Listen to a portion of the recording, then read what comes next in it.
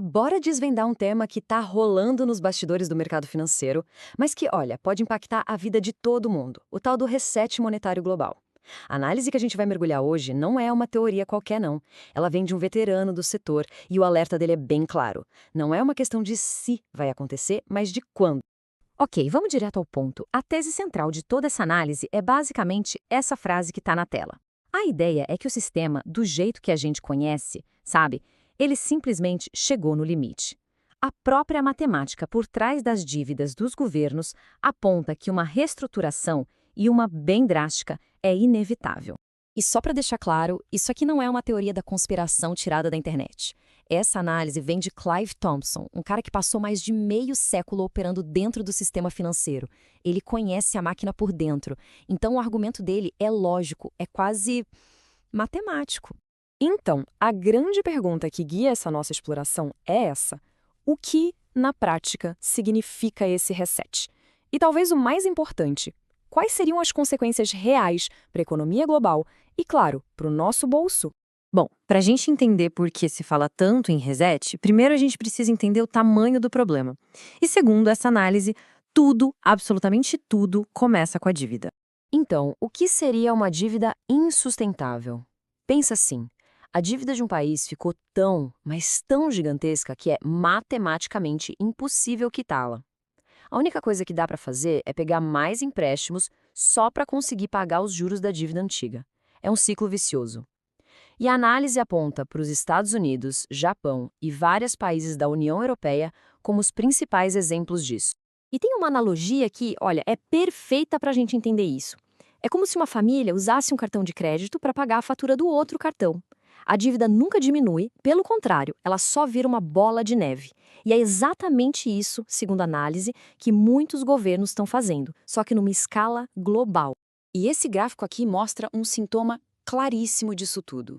O ouro, que é um ativo real, um porto seguro, né? Quando a confiança nas moedas, no dólar, no euro, começa a cair, o preço do ouro sobe.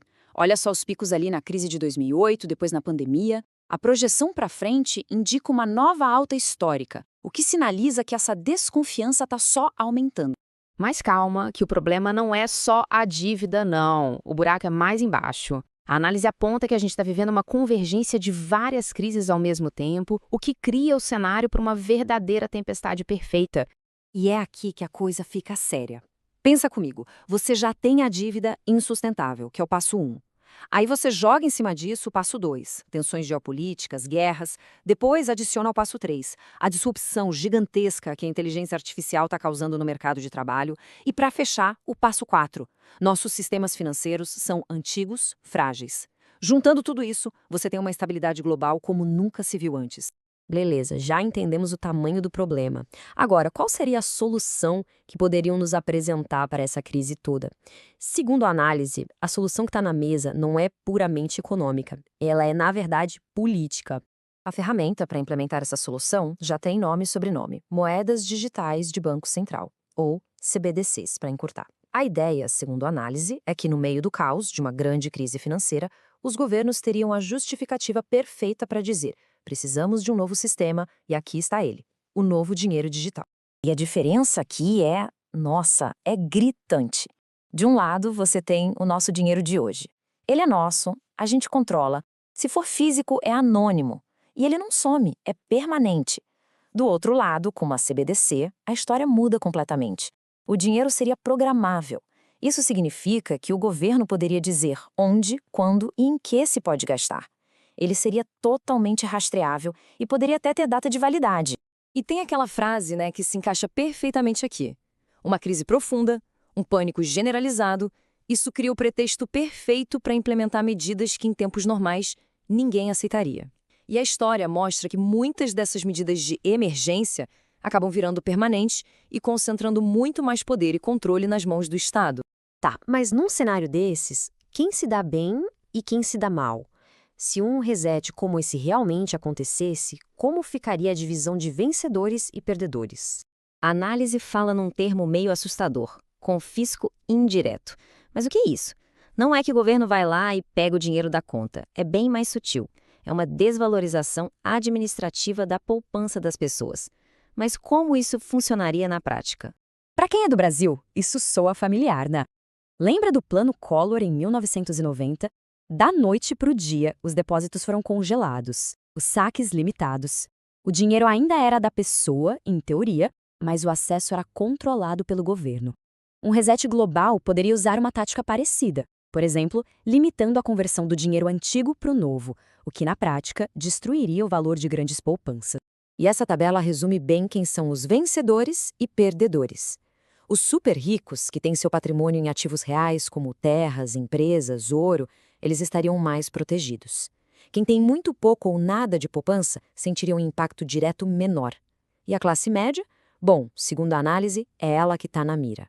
As economias de uma vida inteira guardadas em dinheiro, em títulos do governo, tudo isso poderia ser drasticamente desvalorizada da noite para o dia. Bom, diante de um cenário complexo como esse, a pergunta que fica é: como se proteger? O que realmente teria valor numa realidade financeira completamente diferente? A análise termina justamente discutindo isso. E de acordo com essa linha de raciocínio, a proteção vai muito além do investimento tradicional. Ela se divide, na verdade, em duas frentes principais, uma financeira e outra pessoal. A estratégia financeira é ter ativos reais, como ouro e prata, que existem fisicamente, fora do sistema bancário digital.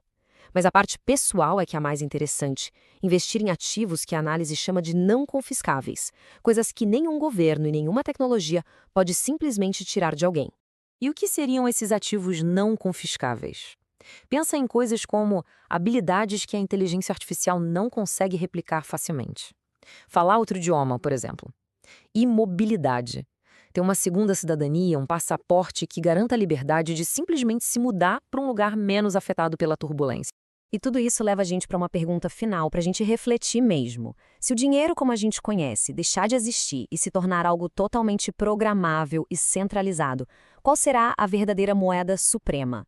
Talvez a riqueza do futuro não esteja guardada num banco, mas sim na nossa liberdade, no nosso conhecimento e principalmente na nossa capacidade de adaptação.